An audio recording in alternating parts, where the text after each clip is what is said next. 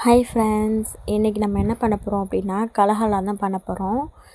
எங்கள் ஊரில் வந்து கலஹலா அப்படின்னு சொல்லிட்டு பேர் சொல்லுவோம். உங்கள் ஊரில் என்ன சொல்லுவீங்கன்னு சொல்லிட்டு எனக்கு கமெண்ட் பண்ணுங்கள்.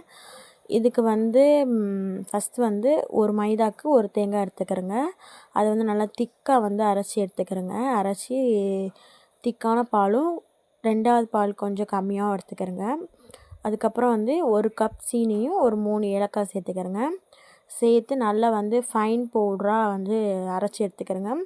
இதே நீங்கள் 2 மைதாவாக இருந்தால் அதே ஒரு தேங்காய் வந்து சேர்த்துக்கிறேங்க. இந்த சுகரோடைய அளவு மட்டும் இன்னொரு கப் சேர்த்துக்கிறேங்க. மற்றபடி எல்லா இன்க்ரீடியன்ஸுமே இது தான். அப்படியே வந்து மைதா மாவு ஒரு பிளேட்டில் வந்து ஒரு பாத்திரத்தில் வந்து கொட்டிட்டு 1 டீஸ்பூன் வந்து உப்பு சேர்த்துக்கிறேங்க. உப்பு சேர்த்துட்டு ஒரு 4 ஸ்பூன் அளவுக்கு வந்து நெய் சேர்த்துக்கிறேங்க. நெய் அப்படி இல்லைன்னா டால்டா கூட நீங்கள் சேர்த்துக்கலாம். இது வந்து ஈவினிங்கில் வந்து சூப்பரான ஸ்நாக்ஸு. அண்ட் வந்து இப்போ மழை பெஞ்சிட்ருக்கனால நம்ம எங்கேயுமே வெளில போக முடியாது, ஸ்நாக்ஸ் வாங்கலாம். இதை நீங்கள் வீட்டிலே வந்து செஞ்சு சூப்பராக ஹெல்த்தியாக சாப்பிட்லாம். ஸ்டோர் பண்ணி கூட வச்சுக்கலாம். இப்போ நல்லா உப்பு நெய்யெலாம் சேர்ந்து நல்லா வந்து கையால் பிரட்டி விடுங்க, இல்லைன்னா ஒரே சைடாக இருக்கும். நல்லா பிரட்டினதுக்கப்புறம் ஒரு முட்டை சேர்த்துக்கிறேங்க. ஒரு முட்டை சேர்த்து நல்லா வந்து பிரட்டி விடுங்க. முட்டை, நெய், உப்பு, மைதா எல்லாம் சேர்ந்து நல்லா வந்து மிக்ஸ் ஆகிற அளவுக்கு நல்லா மிக்ஸ் பண்ணிவிட்டு அதுக்கப்புறம் நம்ம அரைச்சி வச்சுருக்க பவுட்ரு சுகரையும் சேர்த்துக்கிறோங்க. ஃபஸ்ட்டு கொஞ்சம் கொஞ்சமாக சேர்த்துட்டு, ஏன்னா பவுட்ராக பண்ணமாக்கும் சுகர் வந்து நம்மளுக்கு கொஞ்சம் ஜாஸ்தியாக இருக்கும்.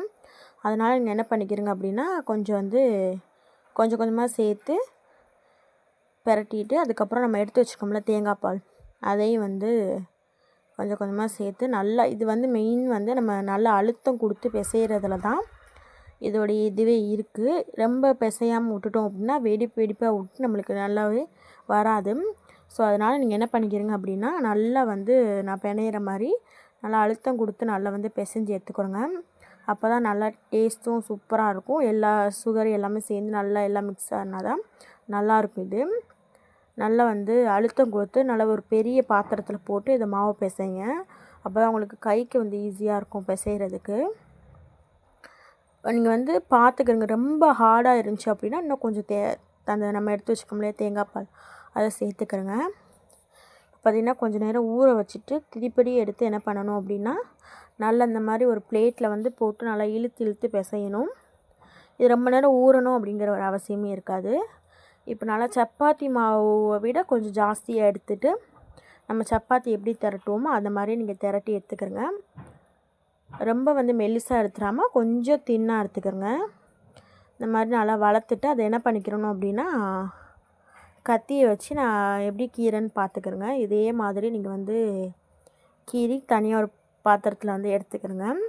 ஃபஸ்ட் நீங்கள் என்ன பண்ணிக்கிறீங்க அப்படின்னா ஒரு 2-3 இந்த மாதிரி பண்ணி எடுத்துகிட்டு அதுக்கப்புறம் நீங்கள் போட்டு எடுத்தீங்கன்னா உங்களுக்கு ஈஸியாக இருக்கும் போடுறதுக்கு. நல்லா இந்த மாதிரி பார்த்தீங்கன்னா கத்தியை வச்சு உங்களுக்கு எந்த ஷேப்பில் வேணுமோ அந்த மாதிரி நீங்கள் வந்து ஷேப்பில் வந்து கட் பண்ணி எடுத்துக்கலாம்.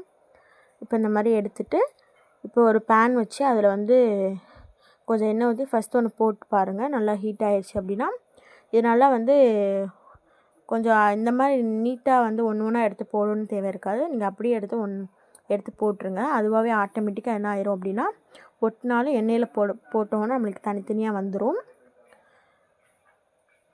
1 பை 1 எல்லாத்தையுமே போட்டு நல்லா வந்து ரொம்ப கருக்கடிச்சிடக்கூடாது. போட்ட உடனே நீங்கள் என்ன பண்ணிடுங்க அப்படின்னா சிம்மில் வச்சுருங்க. ஏன்னா மேலே கருகியும் உள்ளே வந்து வேகாமல் இருந்துடும்.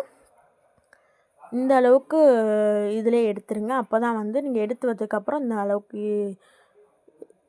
ப்ரௌன் கலரில் இருக்கும். சூப்பர் சாஃப்ட் அண்ட் கிறிஸ்பியாக இருக்கும்.